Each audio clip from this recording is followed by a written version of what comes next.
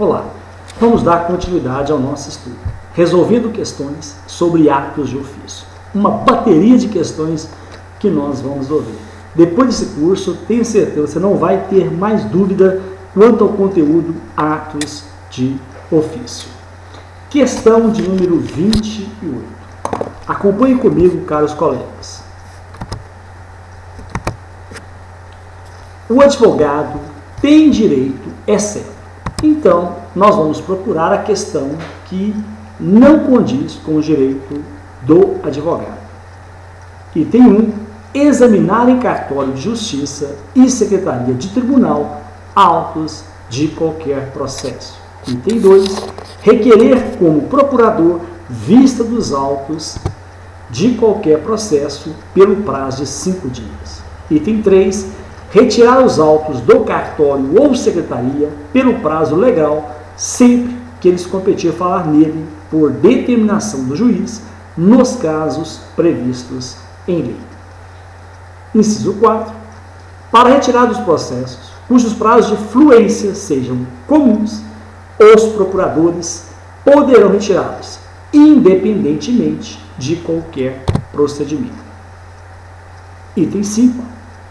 As partes são vedadas a obtenção de cópias de peças de seus respectivos processos diretamente na Secretaria de Juízo.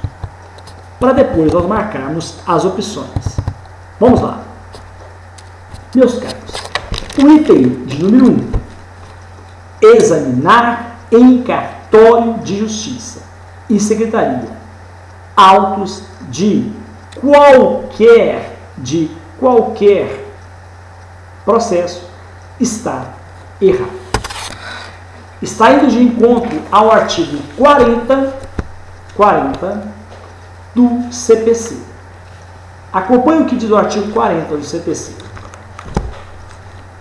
O advogado tem direito de examinar em cartório de justiça e secretaria de tribunal autos de qualquer natureza, salvo o disposto no artigo 155, que diz o seguinte: os atos processuais são públicos.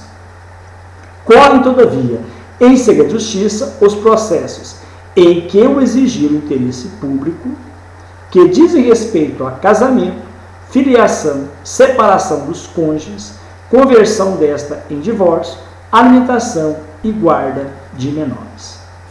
O direito de consultar os autos e de pedir certidões de seus atos é restrito às partes e a seus procuradores.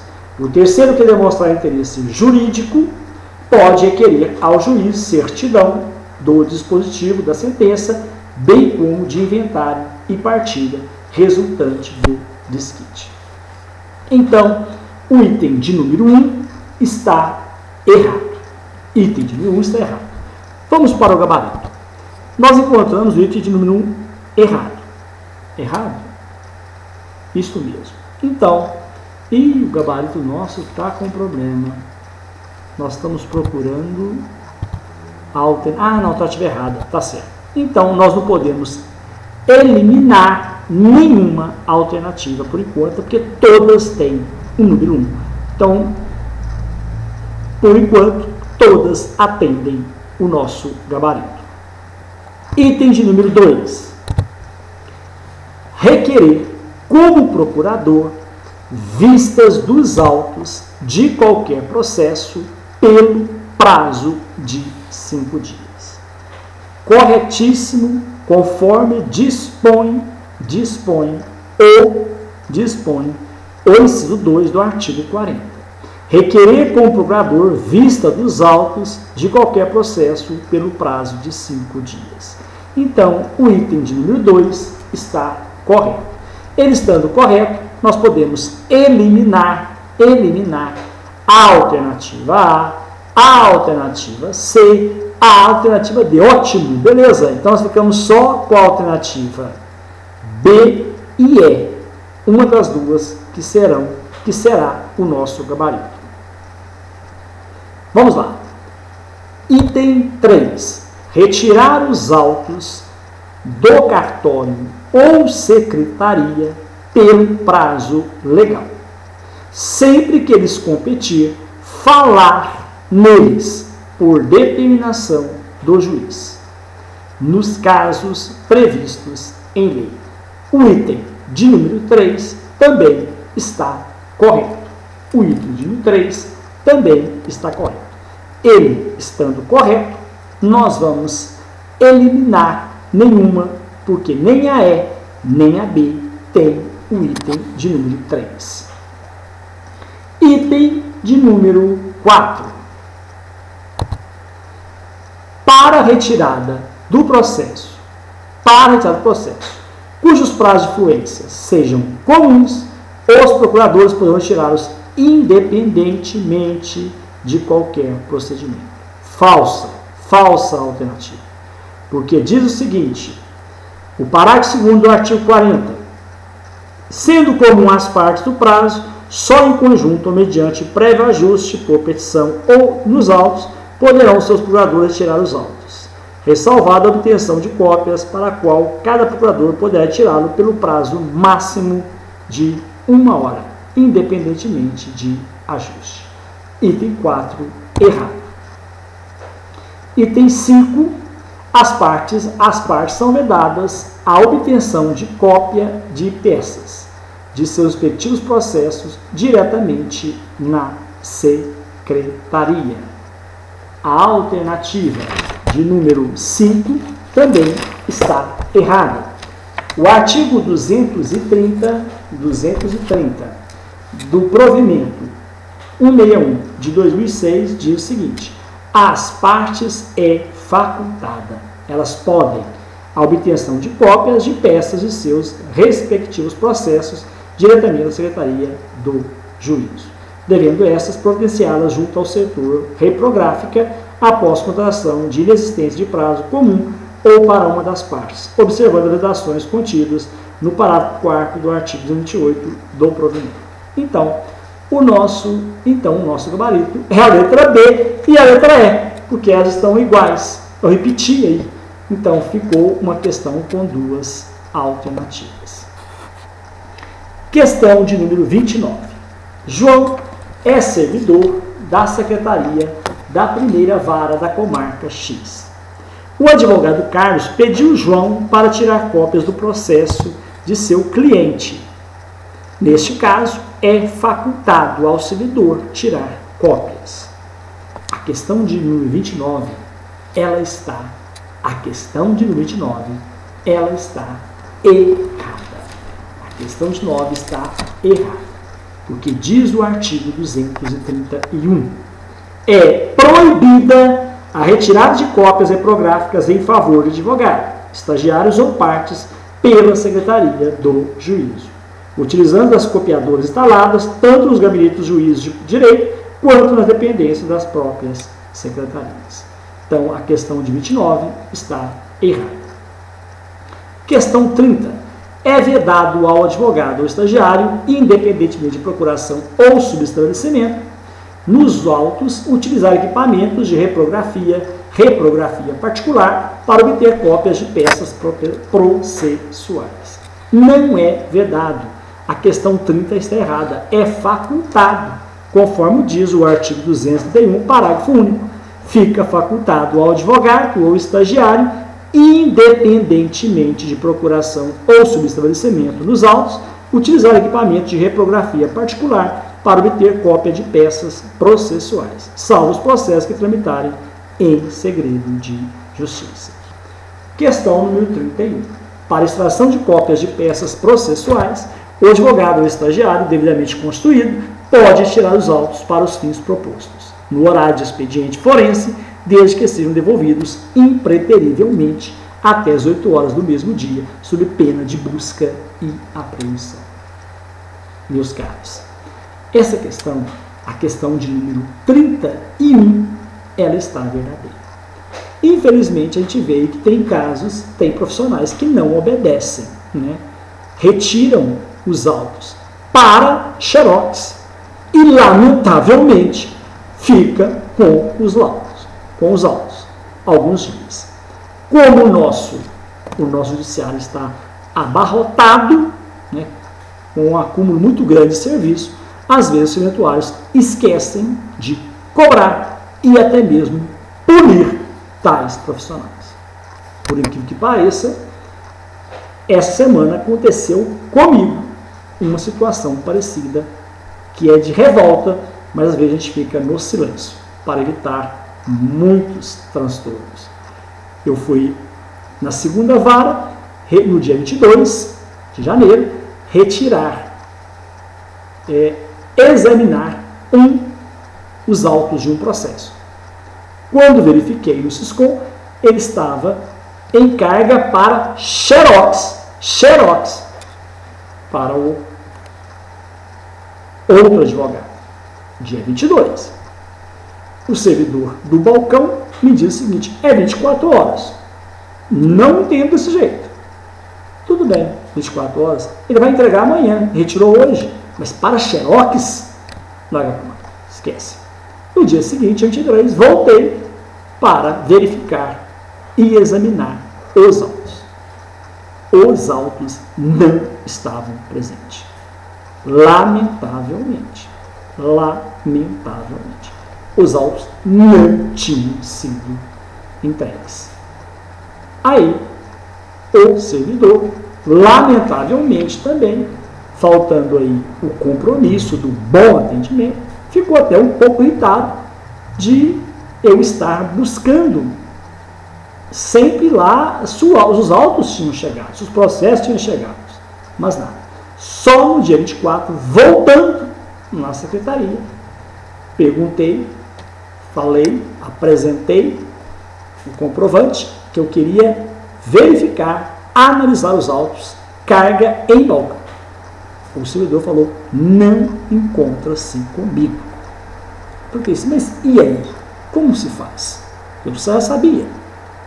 O servidor falou assim: tem que aguardar o advogado entregá-lo. Não houve cobrança da secretaria ao advogado. Mas como eu conhecia o advogado, lamentavelmente tal fato, encontrei com ele no fórum, perguntei: doutor, esse processo está com o senhor ainda? Ah, não, foi entregue agora. Aí que eu estive no balcão e fiz a análise do processo. Lamentavelmente, olha o que diz o artigo 202. Por isso que eu acho que realmente o concurso público tem que exigir para todos ficarem cientes, comprovarem e entenderem a legislação. O advogado ou estagiário devidamente constituído pode retirar os autos para os fins propostos neste capítulo. Qual que é o fim? Extração de cópias e peças processuais. No horário de expediente forense. No horário de expediente forense. Desde que sejam devolvidos preterivelmente até as 18 horas do mesmo dia. Preterivelmente até as 8 horas do mesmo dia. Sob pena de busca e apreensão. É um peso e duas medidas, lamentavelmente. Desculpe, estou desabafando, porque são fatos que às vezes colegas nossos erram e não poderiam errar por serem experientes. O parágrafo 203 diz o seguinte: independentemente das providências previstas no caput deste artigo, a OAB será imediatamente comunicada. Será que ela será imediatamente comunicada? Tenho as minhas dúvidas.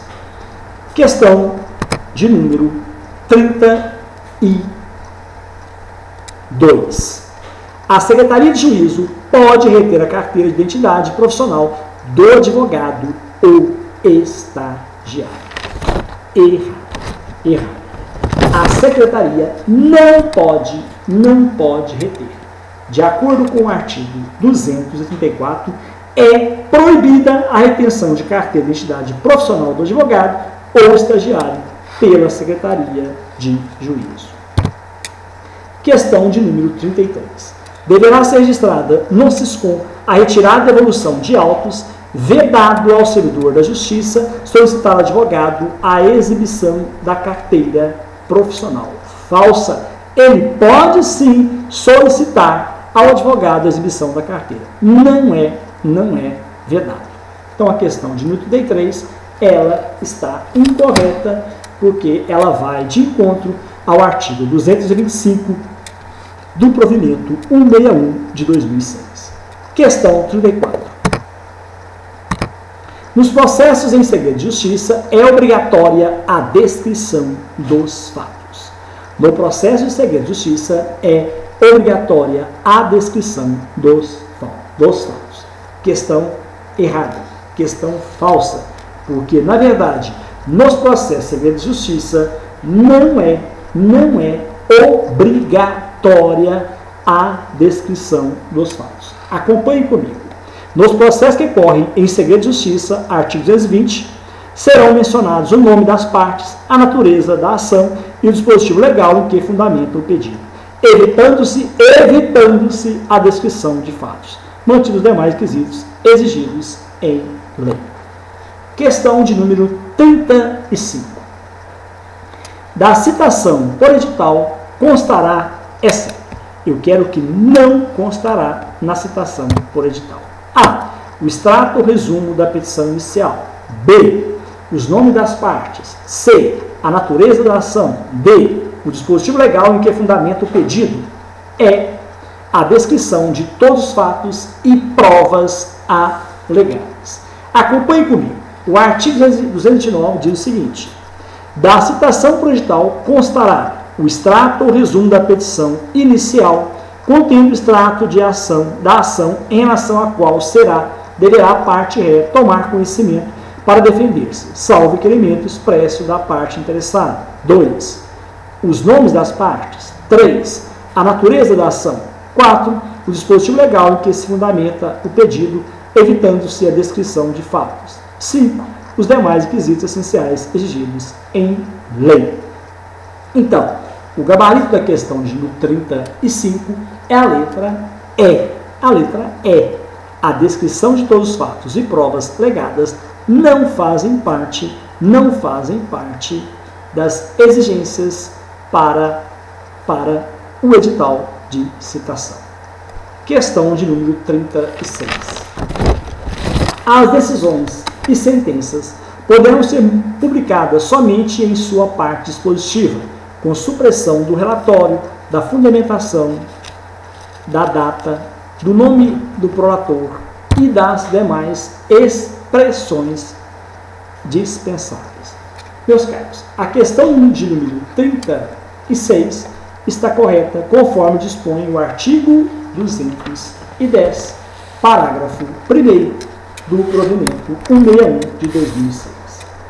As decisões e sentenças poderão ser publicadas somente em sua parte dispositiva, com supressão do relatório, da fundamentação, da data, do nome do prolator e das demais expressões dispensáveis.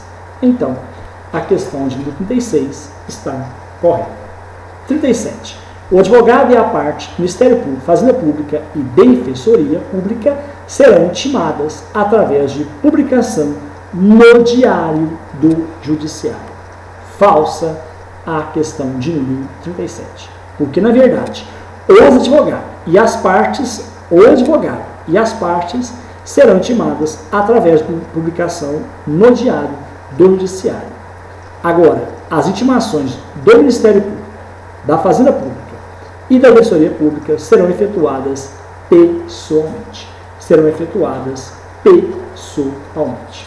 Questão de número 38. Havendo mais de uma pessoa em cada um dos polos da relação processual, ativo ou passivo, deverá ser mencionado o nome de todos na publicação do Diário do Judiciário. Errada a alternativa. A questão número 38 está errada. Por quê? Havendo mais de uma pessoa em cada um dos polos da relação processual, ativo ou passivo, será mencionado apenas o nome da primeira. Apenas o nome da primeira pessoa. Acrescida a expressão e outros. É o que diz o parágrafo 2º do artigo 211 do provimento 161 de 2006. Questão de número 39. será considerado intimado o advogado que, comparecendo à Secretaria de Juízo, antes da efetiva publicação do expediente, no Diário do Judiciário, tiver ciência do ato a ser realizado e obtiver vista dos autos no balcão ou mediante carta. Corretíssima a questão de número 39.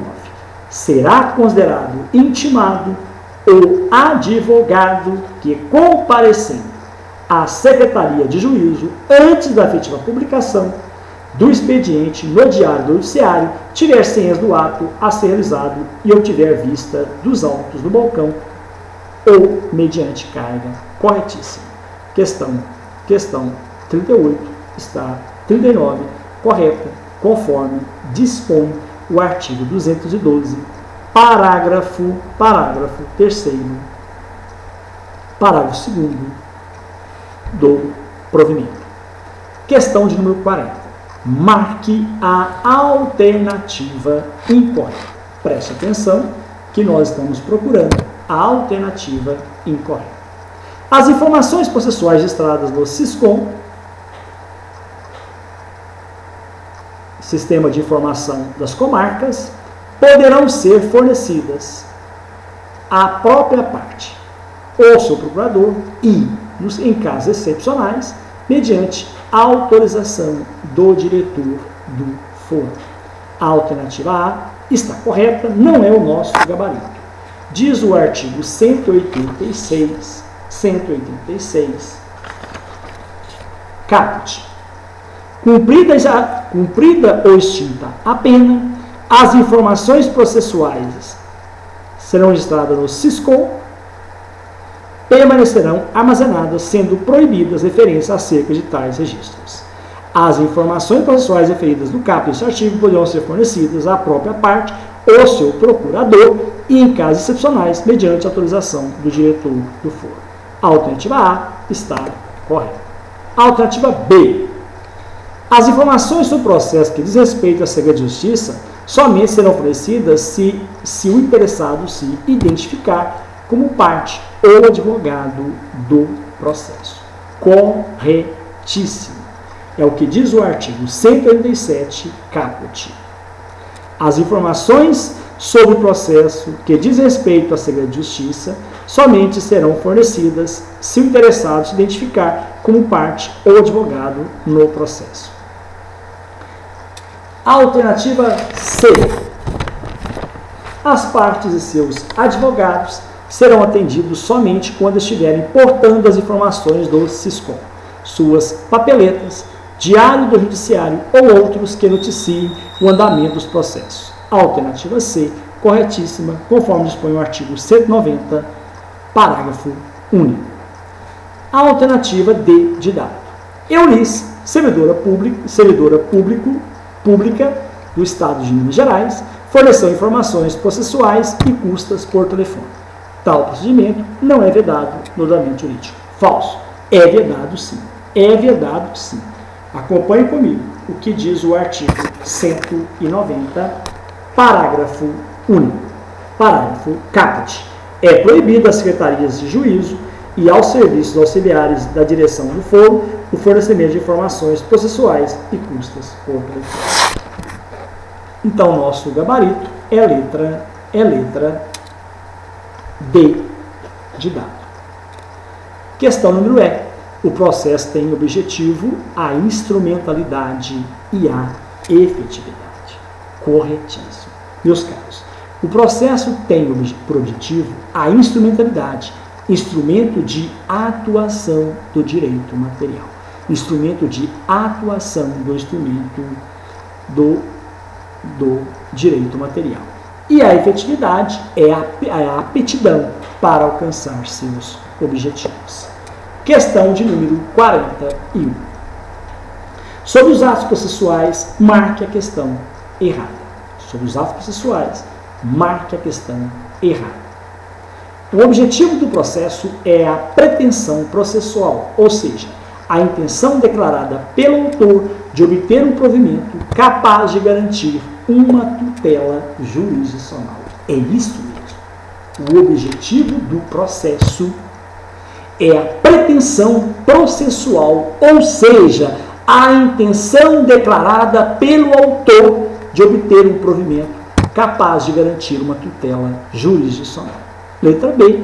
O fato processual é todo fato jurídico que tem repercussão no processo. O fato processual é todo fato jurídico que tem repercussão no processo. C. Provimento é o ato pelo qual o juiz se manifesta no processo, podendo ser por meio de sentença, decisão interlocutória ou despacho. Analisando a questão. Provimento realmente é o ato pelo qual o juiz se manifesta no processo, podendo ser por meio de sentença, quando o juiz resolve ou não o mérito. Por meio de sentença, quando o juiz resolve ou não o mérito. Decisão interlocutória, quando o juiz resolve questão incidental. Ou despacho, provimento do juiz sem conteúdo decisório. Questão D. O ato real do juiz é o ato manifestado pela coisa, não por palavras. Como exemplo, temos a oitiva de testemunho. Questão corretíssima. O ato real, porque o processual é todo fato jurídico que tem repercussão no processo. Já o ato real do juiz é o ato manifestado pela coisa, não por palavras, como exemplo da oitiva das testemunhas. Letra E. Os atos das partes se classificam como postulatórios, dispositivos, instrutórios, reais e condenatórios. Meus caros, a questão está incorreta. Vou falar com vocês por que a questão está incorreta. Os atos das partes classificam-se como postulatórios, dispositivos, instrutórios. Deixa eu só buscar aqui, deixa eu pegar aqui rapidinho, eu quero comentar com vocês. Deixa eu... Aqui, ok. Deixa eu buscar aqui. Deixa eu ver se eu posso... eu vou entrar aqui com vocês. Que legal. Os atos das partes se classificam como postulatórios, dispositivos, preste atenção, introdutórios, reais e condenatórios. O gabarito nosso é a letra, E. Pode marcar. Porque, na verdade, os atos das partes ficam como postulatórios, dispositivos, instrutórios, reais. Condenatórios, não. A parte não deixa de condenar, não, dos caras colegas. Agora eu quero só passar para vocês, de acordo com a doutrina, alguns conceitos. Os atos processuais postulatórios são aqueles que as partes solicitam algo ao Estado juiz. Solicitam algo ao Estado juiz que diz respeito ao processo, requerimentos e ao mérito da causa, pedidos ou petições. Já os atos